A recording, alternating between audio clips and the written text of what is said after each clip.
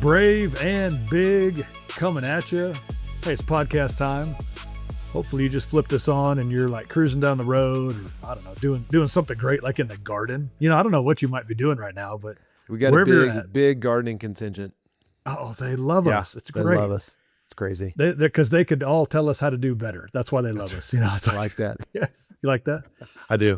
Just for fun, everybody listening, we've got a pretty salty topic today that we're excited about.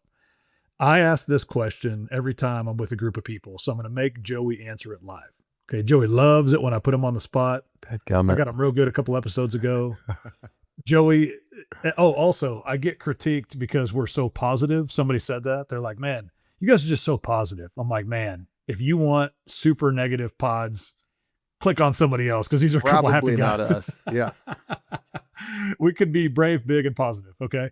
But to double down on that, this is the question I always ask. Joey, what's your favorite thing about yourself? You do ask that question a lot. Okay, as you think about the answer, if you're listening to this, throw this out to people. Okay, it puts them on the spot. They don't know how to respond. They don't want to be prideful. And then if they'll actually just let it rip, it's the best question ever. And then you have to answer it for yourself, typically that kind of thing. But Joey P. Odom, what's the best thing about you? But quick side note, you asked this question of our producer Miles, and I think he gave the best answer I think I've ever heard. And it was pretty quick. He said, "I'm a great friend." Yeah. Like, God, what a great, just to know yourself like that. I love that. But then it led to this awesome backstory on why that's important to it. That's right. Yes. That's why I like the question. It's a great question. Joey? My favorite thing about myself is how deeply I feel. I'm a deep feeler. I get moved to things. This is why when I walk into a room, you talk about how I'm a good first impression. One of those big reasons is I recognize that most people in social situations feel insecure. And I have the ability to, when I walk into a room, to make them feel so confident in who they are, and then they can go walk out who God's made them to be. I love how I feel. I get moved to tears. Fairly easily. But it's when I feel moving things, a moving song, a moving instrumental song will move me to tears sometimes. And I love that about myself. I love how deeply I feel.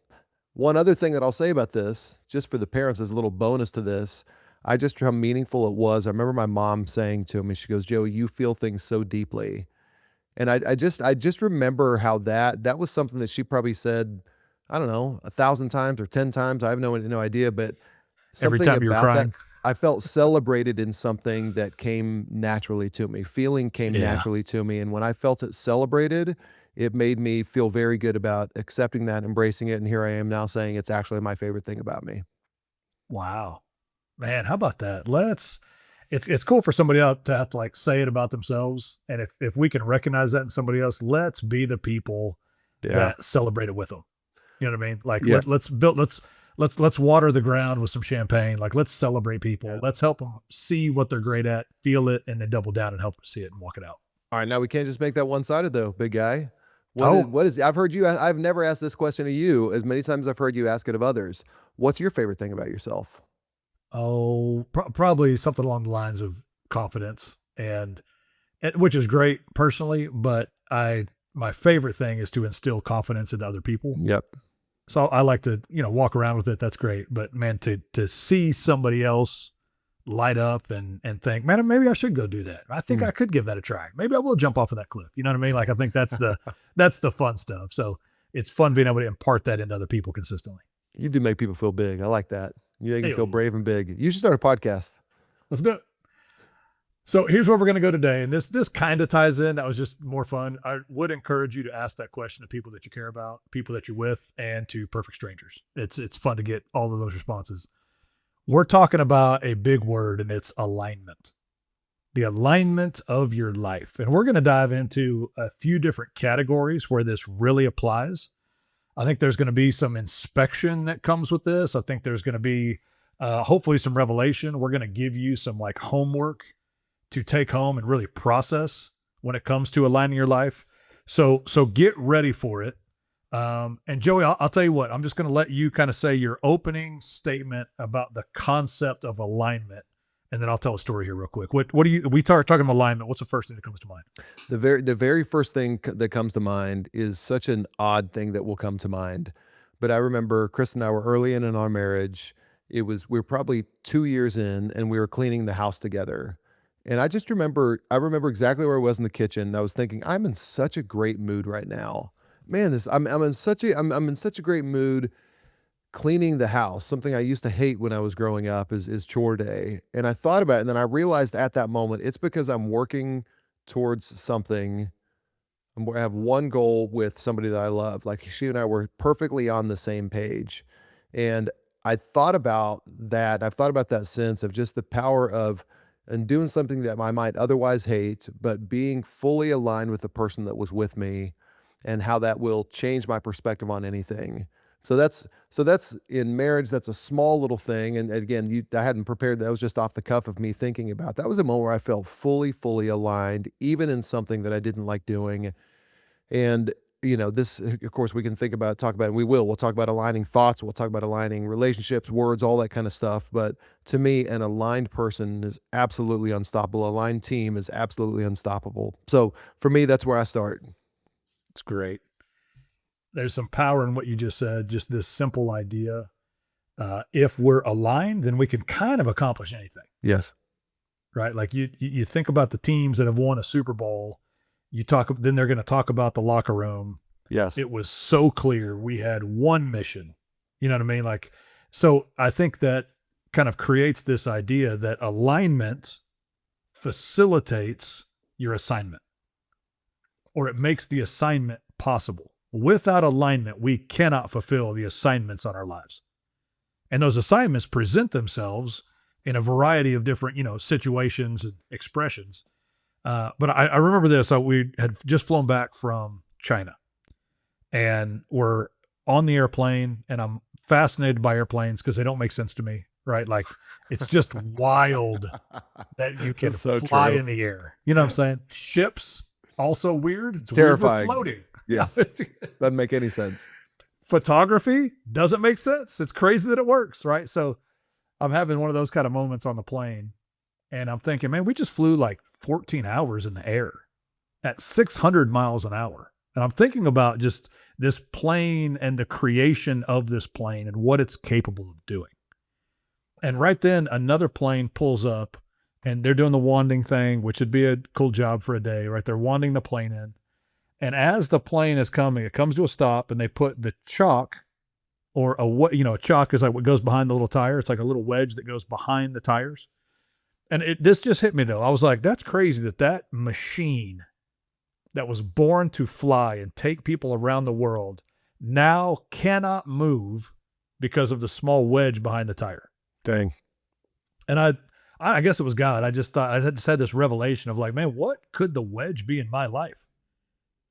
Like, what could that? It's behind the tire right now, and it can't go anywhere. And so I want to bring that into this context of alignment, because I think maybe as a starting point, what I would propose is let's kind of take a look. Let's be self-aware so that we're not self-deceived. And let's kind of start recognizing, man, what might be a wedge in our lives that would actually keep us from doing what we were created to do. Huh. And if we'll go there a little bit, it's like, okay, and if I could remove that, and I'm saying this probably personally and professionally, just kind of along those lines, let's think about it. But is it a bad habit? Is it a poor routine? Is it a misplaced relationship? Is it an addiction? You know what I'm saying? There might be that one thing that's keeping us out of alignment and honestly keeping us from taking off and fulfilling the different assignments we have. Yeah. How's that story hit you, Joey? It does make me think. I think about the wedges, and it is a crazy thing to think about how it could be that small little thing. And I don't know how many times we've all heard this statement about somebody, or we've said it about somebody. It's like, if they could just get out of their own way. Yeah. They could just get out of their own way. It's rarely that external circumstance that really limits somebody. It's usually ourselves. We can become, and we hear we say we can be our own worst enemy. And that could be a prideful situation. I think about in my marriage, I think about moments where we could really explode. We could have an explosive argument. We had this one Sunday, we were, you know, we're getting ready for church, we're listening to worship music, and then I just pop off or something like that. Like I just get really impatient with everybody.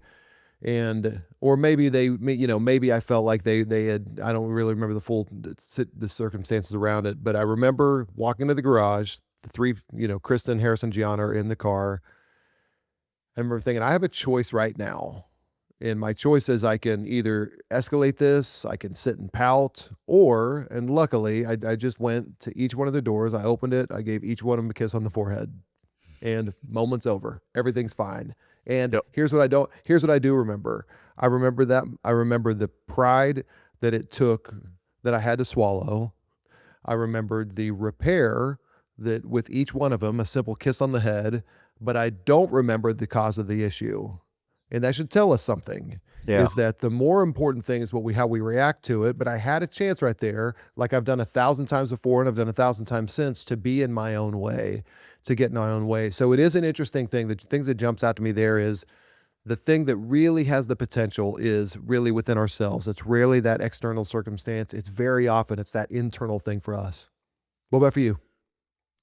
Oh man, I'm with you 100%. I think about this lens of alignment, and it really makes a lot of sense, like in everything that we do. Like I'm a very average golfer, but if I even if I hit the ball flush, but I lined up wrong, it's still wrong. Yeah. You know what I'm saying? Well, you crushed it. Yeah, but I was lined up left, so that's where it went.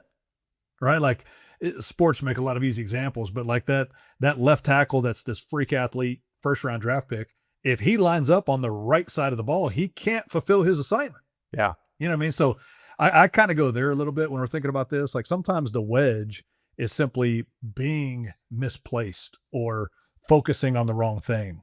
That creates a misalignment. And now no matter what, even if you feel like you're doing great, if you're lined up wrong, it's kind of like, man, you climbed the ladder, but it was the wrong ladder. Yes. Right. And so maybe the initial challenge as we kind of get into this is what I hope starts stirring in people is that idea of like, man, what could the wedge be? Where might you just be out of alignment in a relationship? It might be in the position you're in at your job. It might be a misalignment with how you're communicating discipline to kids. You know what I mean? There's a lot of different ways this could present itself. But man, if we could go here a little bit, Joey, and kind of unpack this today, and that's what we're going to do is propose some questions to ask, and really, I think, start identifying some of these categories and layers of alignment. Yes. First one, let's kind of dive into our thoughts a little bit. Don't you think this is maybe where it starts, Joey? Like if we're not thinking right, it is shocking how quickly we can get out of alignment. Yes. You know what I mean? And I don't mean like I didn't think right this month. I mean, I can get really off in like an hour. You know what I'm saying? Like, man, I'll come off a bad call or something, or, a kid will say something that just frustrates the heck out of you. And then it's like, and then, so it's interesting too, how quickly things can compound and especially get your thinking off. And now it taints everywhere you're trying to go from that point forward. That's right.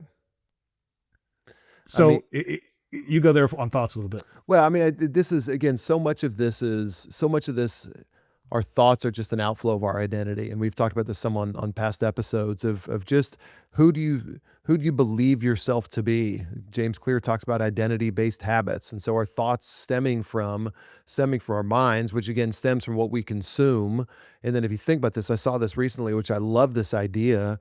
I love this idea of thinking of our minds as an algorithm, as a social media algorithm, where we all know this. When I start searching the Oklahoma City Thunder on Twitter, I'm going to get a bunch of Oklahoma City Thunder stuff, and you're going to be, because what they're going to see, and they can even tell. Obviously, in social media, they can tell what you pause on your feeds, so they know kind of where you're. They call it a heat map in that world, where you can see like, oh, the heat map is right here. Like, oh, they're pausing on this free fly advertisement on Instagram. And so they know I'm going to feed you more of that.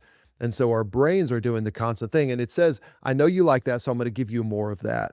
And so our brains start doing the same thing. If we start feeding ourselves negativity, if we start feeding ourselves impatience, if we start feeding ourselves from our identity, if we start feeding ourselves, I'm the victim, my wife is always wronging me, or gosh, my kids are so entitled. Our brains are just going to continue to feed us that. So it's going to be a reinforcing loop that's sticking in our heads. And this was such a breakthrough for me when I realized, what am I feeding my brain? What am I feeding my thoughts? And I believe you can even trick your brain in this, that we have an opportunity to choose gratitude in moments we're in. Yes, things suck sometimes. Yes, it can be hard. Yes, things can be challenging. But I also believe, and I'm not talking about toxic positivity, I'm really not in any way. I'm saying you choosing to look at a situation differently, which will begin to retrain the algorithm of your brain, which will begin to get you thinking in better alignment with the person that you'd like to be. Man, that's good. This is interesting. Jim Collins said, building a visionary company requires 1% vision and 99% alignment. Right? Like, to your point, hey, we're not there yet. The company isn't proof of all the greatness that we think it could potentially be, but we are going to focus on, okay, we're heading this direction. And if we're all aligned, we can get there. If I get my mind and brain thinking correctly, we can get where we're trying to go. Did that quote, did you say building a visionary company, 1% is vision? Yes. I love that. Isn't that How great? neat is that? Well, because it's like, hey, listen, this is the 1%. That's where we're headed. That's all we needed. Now, 99% of our effort needs to be about aligning so we can actually go get there. Wow. And I thought of that based on we can almost trick ourselves. It's like, is this a visionary company? Yeah, because we're aligned. Am I heading towards greatness? Yes, because we're aligned for greatness. Do I have good kids? Man, the last 30 minutes, I don't know that that's a great, sample, but it's like, are they great? Yes, we're heading that direction. And there's so much power in that. So think about this, because it's interesting. Craig Rochelle says, you will go the direction of your most powerful thoughts. It's true. Which makes sense. Like, man, I'm staring at this is where I want to go. This is why I'm bent on doing it. That's what I'm thinking about. That's where you're going to head. We took a group of kids on a ski trip years ago. And it's funny because they'll say, like, in skiing, it's like wherever you look is where you're going to go. Okay. And so it's fascinating. We're doing kind of these little routes, and I've got, I don't know, 6 or 7 kids kind of following me. And I'm like, oh, I should take them through the trees, not factoring in skill levels or anything. And I go in the tree, I come out of the tree, we go in the trees. And man, it was amazing. I turn around, I'm watching, and all these kids are just in and out, in and out, and out. Man, the last one, I see it coming. He gets a little nervous. He is staring right at the tree, hits a little bump, and it was like a cartoon. Like, arms are straight out, legs are straight out. I mean, just ate it. And I take my skis off, jog back up there. I'm like, buddy, are you okay? He goes, it's just like you said. I was staring right at the tree, and that's where I ended up. Wow. But I think those are our thoughts. What are you thinking about? It's creating the alignment, which is going to take you that direction. So good. So there's a pattern to this. And so if you're listening, think about this. Thoughts lead to words. Words lead to actions. Actions lead to habits. And habits give us results, good or bad. So the great thing here is, if we don't love our results, we need to go back up and check the alignment of our thoughts. Thoughts to words, words to actions, actions to habits. Habits give us results, right? So I love the process here, but Joey, maybe talk about how we start with thoughts to get to those results. So, and to clarify for the discussion here, when you say align your thoughts, what I hear you saying is what you just said. You said thoughts, words, actions, habits, results. When you're saying align your thoughts, you're saying, or your result, or the results you want, are the thoughts you have in alignment with the results you want. Yes, sir. That's it. Terrell Owens said once, he said, if you want a positive result, you can't think negative thoughts. And again, so this is, again, for people, this whole idea of whether it's toxic positivity or brain hacking or whatever it is, this is just how it works. So if you feel disingenuous about any of this and trying to trick your brain or change your algorithm or think positive thoughts, No, it actually works. This actually does happen. And so I do think for that clarification, I like thinking the end result in mind is here's the life that I want to live. Okay, I want a fruitful marriage with my wife, with my husband. I want a fruitful marriage. I want my kids someday to want to hang out with me when they don't live with me. Okay, so let's go so I like that. I like beginning there and going all the way back and thinking those thoughts, beginning to say those words. Again, this opportunity we have to speak life or death. Yeah. We have that opportunity. We can do that. So let's begin with all of those and then kind of cascading down there. You asked the question at the beginning of that, Chris. I jumped in. What was the question to that? Oh, just maybe even how you've seen it play out. You know what I Yes. mean? Like just Yeah. your thinking leading to the results that you've had. You've had a great career in multiple areas now. Was there a thought process that kind of went into that? You have a great family. You have really good kids. Yeah. Like maybe some of your thought process that led to some of the results that you've gotten. I think some of that was shaped all throughout of just seeing how I think a predominant thought I have in general is just everything is figure outable. In fact, in the business we had before in RO before, that was one of our core values. Is just this idea of resourcefulness, everything being figure outable. Now, I had a great example. I had a great example of both of my parents. Both of my parents are really, really resourceful. And when things got tough, they buckled down. You know, my mom, when my dad's business suffered. My dad did everything he could for the family. My mom went back to work. She worked for 20 years. She was a special ed teacher. And so they were just resourceful and gritty. We talked about grit before also. So I have a really good example of that. So what my paradigm maybe doesn't match for others, maybe you didn't necessarily have as good of an example before you, but it is funny though, Chris, just having that example, seeing it work for others, it applies to the core thought for me. And so it manifests itself. And so I would encourage you, maybe for that person, I had breakfast with a guy yesterday, a super young guy who hasn't had a great example. And the biggest encouragement was, okay, now let's start to reform the people you're around. Because what will start to influence is those thoughts or the words. It's funny how all these work kind of together. Thoughts lead to words, but then the words you hear lead to thoughts. It's kind of all of these kind of working together. But who are you surrounding yourself with? What words are they speaking over you? What are you hearing for them? Do you need to start making some edits to the people that are around you so that you can begin to hear words of life? This is why people feel confident around you. Chris, you said at the very, very beginning is because you like to instill them with confidence. And so it becomes self-fulfilling. So for me, that was one, is just this idea of resourcefulness. And so that's why whenever, when I left commercial real estate to go into a startup, it was not a real ding to identity or anything like that. Cause I just said, okay, I'm going to go apply resourcefulness to that since that business ended. And now I'm in, doing speaking and podcasting and writing and all that kind of stuff and coaching with Brave coaches. All that's the same thing. Like, oh, we can figure this one out too. And what's fun about it for me is that level of resourcefulness almost becomes like a little adventure each time. Like, how are we Yeah. going to do this now? So for me, that's a lot of how I probably view the world. And it comes as a result of great examples I have from my parents. Wow. But you're thinking that way. You're thinking I can figure this out. That's right. And so then every other part of your life starts to have to align with that. So then you've got these results of, man, we did figure it out. This did work. This did open a new door. You know what I mean? And Yeah. that's just Yeah. the life that you're living. So it's not like lucky. It's like, no, I was thinking like that. Yeah. That's right. I believe I can do it. So I would challenge everybody with a couple things. Be clear on how you think about you. Let's start there. You know what I'm saying? Like I love to look out, but maybe the first action item here would be, okay, if I want to be aligned and I really do want to fulfill the assignments on my life, like how do you view yourself? And I think it's totally okay to be very honest here.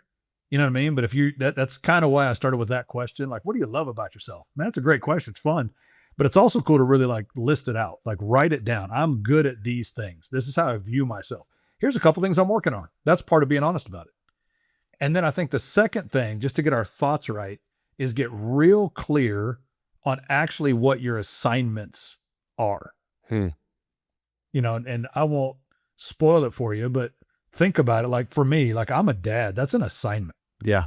I have an assignment to my wife, Molly. I have an assignment to the Brave group. I have an assignment to the athletes that we represent. Yeah, I have an assignment to my friends. I want to be good at that, right? So it's cool to look at it and then say, okay, because those are my assignments, now you see how it ties together. I have to be thinking about myself correctly and get this in alignment, get these thoughts right so that I can actually fulfill the assignment part of it. Wow. You like that one, big guy? I mean, here's what I love about this and what I see ourselves in all these episodes. One thing I see is that all of them, everything touches the other. Is that what we're talking about? When you talk about your assignment, we talked about this in another episode. This is stewardship. What do I have in my hand right now? And so then you're taking it to the next level. And okay, how can I be aligned with this assignment? How can my thoughts, because again, we talk stewardship, what's in your hand, taking every moment, golden blocks of the day, all that kind of stuff. If you haven't listened to that episode, please go listen. It's a fantastic episode. But when you talk about that, then we're talking about now, like, okay, stewardship requires an alignment of thought, is exactly what you just said. And how cool is that? Is that I can go be great. I can make sure that I am lined up in the exact position using all the energy and excitement and vigor I have with an aligned mind for my assignment right now and be great with what's in my hand. Come on. Okay, so if we're thinking right, I'm gonna keep us going in this process. Now I really want everybody to think through the lens of, are the teams of my life aligned? And this is where it gets pretty salty. Okay, this is cool. And I consider teams like the friends in your life, your family, and probably your workplace. Okay, so if those three categories are aligned, I think you're really going to like what a day looks like. Right? Like, yeah, I want to interact with my friends, but there's got to be an alignment there. I want to get along with the people I work with. We spend a lot of time there. And I didn't get to choose my family, but we might as well have some alignment there. Right. So I think there's a lot of different exercises. If you ever want to take a look at like bravecoaches.com, we've got resources for you there. Stuff like that's great. But let's go there just a little bit, Joey. Like, is there one of those that you want to dive into? We've talked about friends in another episode. You've got the workplace stuff, family stuff. Like, where do you think we should spend a little bit of time when it comes to aligning our teams? One thing I love about this, Chris, this question is such a reflection of Chris Hart, because you're referring to teams, like your friends being your team and your family being your team. It reminds me of one of my favorite stories post, when I lived in Oklahoma at the time, when post 9/11, obviously the world is upside down, and Bob Stoops was the coach at OU at the time. And there was a story that was written in the Tulsa World about his sons at night who were, Drake and his brother, they're like 5 and 3 years old, and they would kneel beside their bed and they pray for Coach Bush, referring to President Bush. Which I just like, it's one of my favorite. I met Bob Stoops once and I asked him if that was true. He goes, "Oh yeah, that was true. They prayed for Coach Bush every night," which I love that. So the teams, I love you referring to your family as your team. It's such a Chris question. But yes, I mean, listen, this is, we all know the story, in the Old Testament about the Tower of Babel.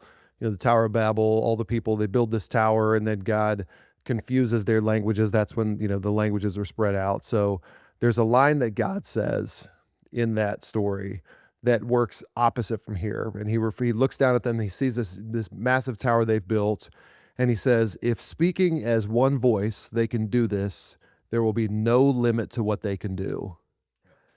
And I think about that, and I think, obviously that was maybe in the negative at that time, but I think about that. Think about one of the earliest stories that we have in written history saying that, and think about if we could apply that same principle to the teams we have, the friends, the work, the family. If working as one voice, imagine what we could do. There'd be no limit to what we could accomplish. What I immediately think of there, Chris, I think of the great enemy of that. Even as I said it, the great enemy of that is pride. Yeah. That's what's going to kill it. Ooh. That's what's going to kill speaking as one voice, is going to be pride, and it's going to get in slowly, insidiously. It's going to be comparison, or it's going to be entitlement, or whatever it is. But I believe the potential to kill that alignment, that will shut down your ability to accomplish something that would otherwise have no limits, is going to be pride. Well, think about the churches that it's unraveled. Think about the sports teams. Yeah, great, wildly talented team, but that you had a couple prideful guys that disrupted the whole environment, right? Think about the families. It's like, no, I'm right. I mean, whatever your last Thanksgiving dinner was that you got too political on, it's because somebody was overly prideful about it. Yeah. You know what I mean? So the disruption of alignment with pride at the root is a great point in Revelation. We're gonna really unpack pride on a Yeah. different episode. It's gonna be pretty froggy, but that's a great thing to keep in mind. And I think about this too. Let's go workplace. Yeah. Okay. Because you see this happen. People are, man, I'm underpaid for what I'm doing, or I'm a better sales guy than that guy. That's pride, right? But what it's doing is then getting us out of alignment where it could have been great. So it's interesting. I think there's a couple cool questions we could ask in the workplace that I'll just kind of throw out there today. But I love how you set this up, because we can't ask these questions if there's pride. Yeah. Okay. So keep that in mind. Like, let's operate from humility and ask a couple questions. Number one, are you, and make this personal, because then you could also ask this to people that work for you. But if you're going to take this personal, like at your job, if you want to be in alignment, are you operating in your strength? And again, remove pride from this and just say, like, is this my strength or not? Okay. Number two, are you clear on your lane to run in? Man, clarity is everything. Yeah. And those two are different, because sometimes we're not in our strength and are looking for something different.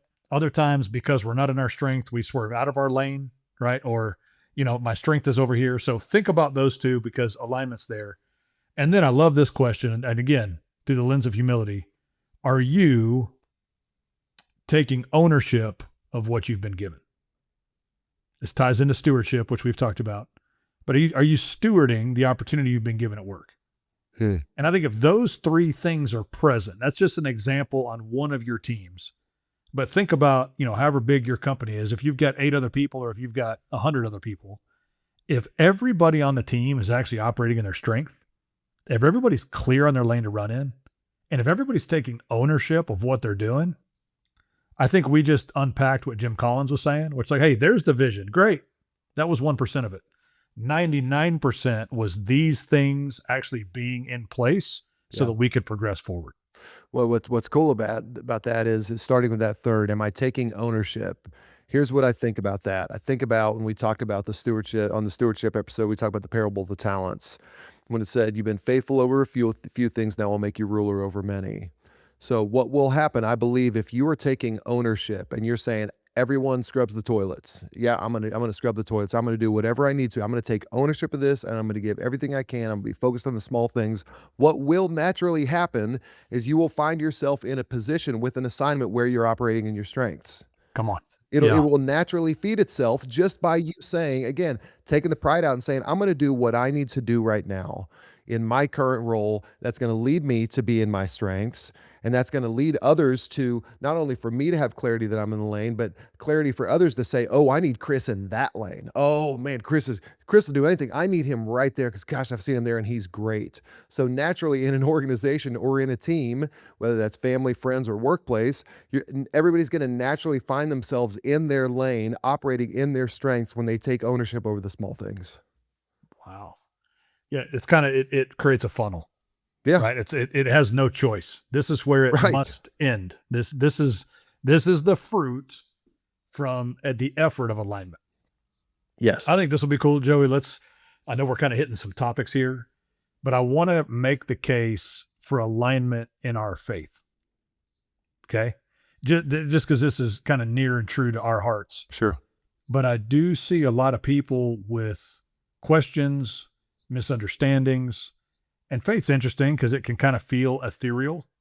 And so I wanted to give a little bit of practical on how I think we can get in alignment with our faith. Because at the end of the day, like we could have started here, that's the cornerstone, it's the foundation. Right. And listen, as you're listening, a lot of different belief systems and all that kind of stuff. But I want you to kind of take this and make this personal for you. But here's a couple questions I would think everybody should ask. And then Joey, tell me maybe how you've processed some of this. But number one, if we're going to get your faith in alignment, I would ask you this question first.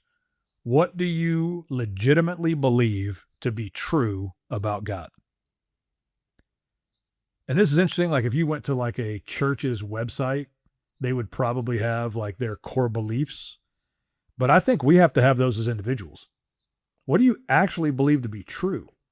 Because it sets up the second question, and there's some power in this. What do you actually believe in God for? And it's hard to believe God for anything if you don't know what you believe to be true about him. So I hope you're seeing kind of the pattern of alignment here. I can't believe for increase at my job if I don't believe that he's a God that provides prosperity, right? I can't believe for healing if I don't believe that he is the healer, right? So I need that kind of alignment in place. And listen, I'm great. Like, believe what you want, but I think whatever you're believing, there has to be an alignment to actually get the benefit of that relationship. And when you're saying an alignment, your faith being in alignment with what? Are you saying these two questions being in alignment, or your faith being aligned with what? Just for clarity. I would say your faith being aligned with what the Word of God says. Okay. Okay. Do you know what the Word says? And people can interpret it different ways, but it's like, man, if the Word says it, I believe it, right? Yeah. So I want to know what it says so that I can apply to it. And then I would say, yes, then these two questions have to go together. Yeah. Yeah. This is what I believe to be true. So now this is what I can believe for. Yeah. And there's something powerful about like living this life of faith and actually believing for things. Because what if we ask this question, like, if God doesn't get involved, then it won't happen. I want to believe like that. Right? Otherwise, it's kind of leaving it up to us. And what's the point of aligning my faith anyways? Yeah, that's right. If it's just my own strength, then there's always going to be a limitation on it. And I don't want any of us to live there. But I think to get into this like faith life and living in a supernatural place, I need to know what the Word says. I need to know what I believe of that so that I can ask accordingly to what I believe. Yeah, that's right. Yeah, this is, I think about for both of us who have great dads, my answer feels a lot easier probably than a lot of people who maybe don't, who maybe didn't have that example. Because if you say, what do I believe about God? I believe, if just as simply as I can be, God is a good father. Yeah. And so I think about the benefit I have because I have only seen the example of a good father.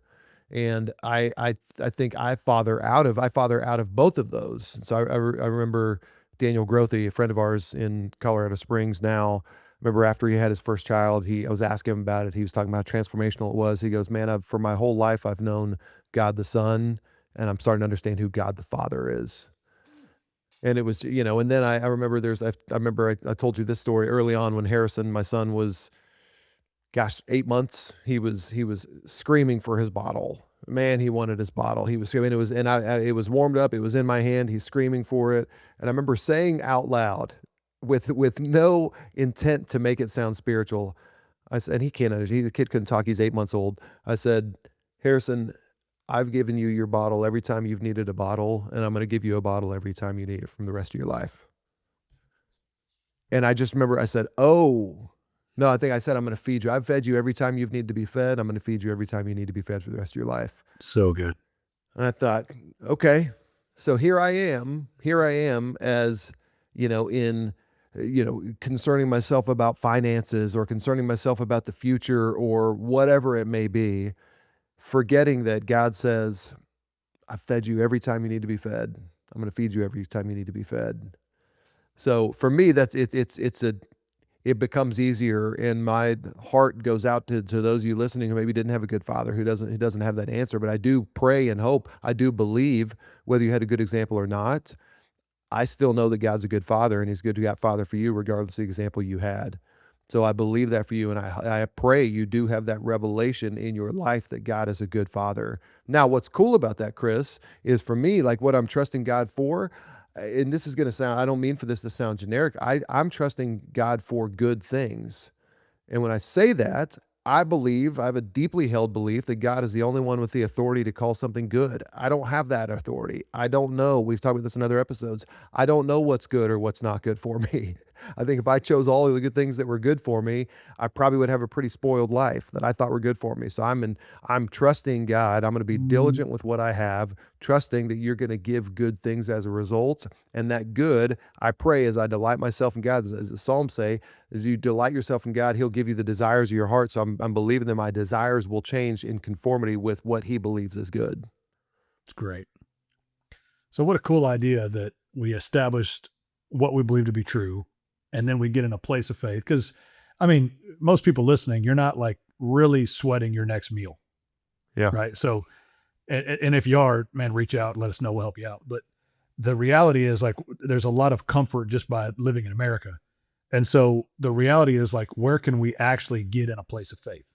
Hmm. I like that. And then I would say, keep in mind, this is under the umbrella of alignment. The only thing that then would get us out of alignment is fear. Hmm. And so that would be the final piece as we're talking alignment in faith is actually asking yourself and confronting the reality of what are you afraid of? And if we can do that, then I think we can get out in front of and we can beat because here's the reality. We're going to either feed faith or fear. Yeah. And so what we're going to be great at is feeding faith and starving fear. But I'd love everybody to identify where does fear try to present itself so that we can confront it with faith, have a couple specific verses that are going to hit it right in the mouth. And now we're on top of it, not succumbing to it. Will you talk a little about fear? Break that down a little bit. Absolutely. I mean, yeah. Yeah, fear is the stuff that's holding you back. I think that any excuse that we would make has a root of fear in it. We don't want to be embarrassed. We've got a fear of failure. We've got a fear of change. Man, the reality, some of you guys listening have a fear of success, which sounds crazy, but it's like, it's the reality that you're like, man, if I do get to this point, could I sustain it? So I'm afraid of that, right? And so fear becomes this hindrance. Fear becomes this lid. And if we're going to have proper alignment with our faith, I want us to recognize where that's trying to come in and just pop it. Man, God hasn't given you a spirit of fear. Yeah. What he did give you is power, love, and a sound mind. But we've got to be thinking that way. Remember, all this comes back to where does our thought start? If we can get that aligned right, then we're going to get the results of a life of faith, not fear. Mm.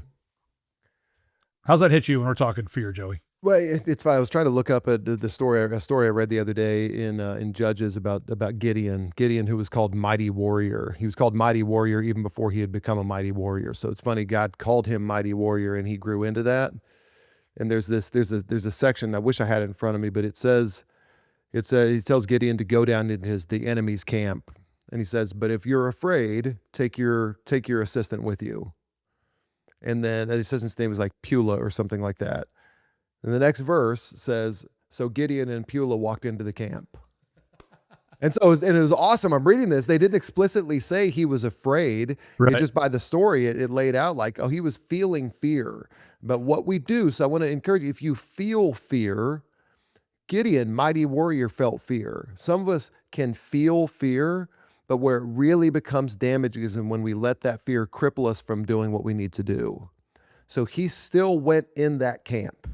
And he also felt fear. It was both and. And so we can feel those fears. Now, again, if we have that, again, back to what I said, I know I have a good father. So I feel fear at times. I know I have a good father, but I hopefully don't allow that to cripple me from taking action on the things I'm supposed to do next. Wow. We covered a whole lot. We went a lot of different directions with alignment, right? And, you know, it's pretty cool to think about aligning our thoughts, aligning our teams, aligning our faith. But Joe, you know how we like to do here. With all of that being said, for everybody listening to live this brave and big life, what are some of your takeaways? What's the next, hopefully seemingly small step to really start walking out this life of alignment? Everybody listening is going to have an instant thing coming to their mind when I say it, and you said it earlier, is I think the first step, the small step is, what is your wedge? Identify that wedge that is keeping you from moving, from progressing, from being in alignment with the life that you want to live, from the marriage you want to have, from the friend circle that you want to have, from the having the kids and the relationship with them that you want to have.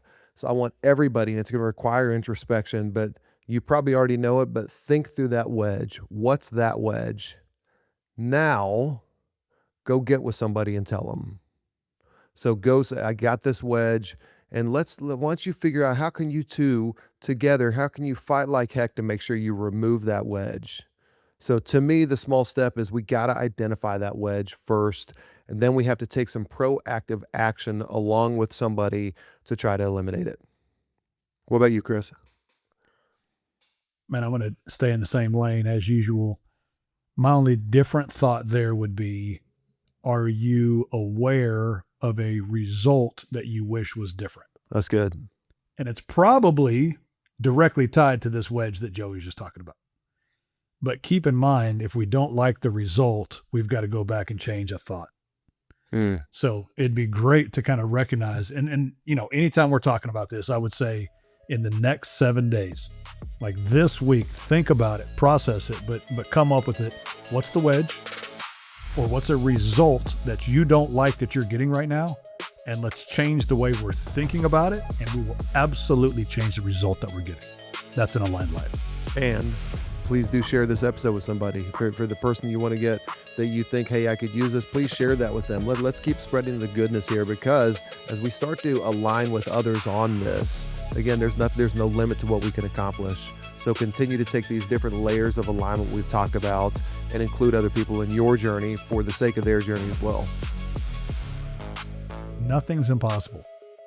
A misalignment is the only thing that would keep you from living this great life that God has for you. So fight for alignment. Get it right in these key areas and watch the fruit pile up. It's on. Okay, real quick, triple S for us. Subscribe, share, star, give us 5 stars wherever you listen to podcasts. Thank you so much for joining us this week on Brave and Big. Brave and Big is produced by Sonus Podcast and the brilliant Miles Albritton. We will see you next week.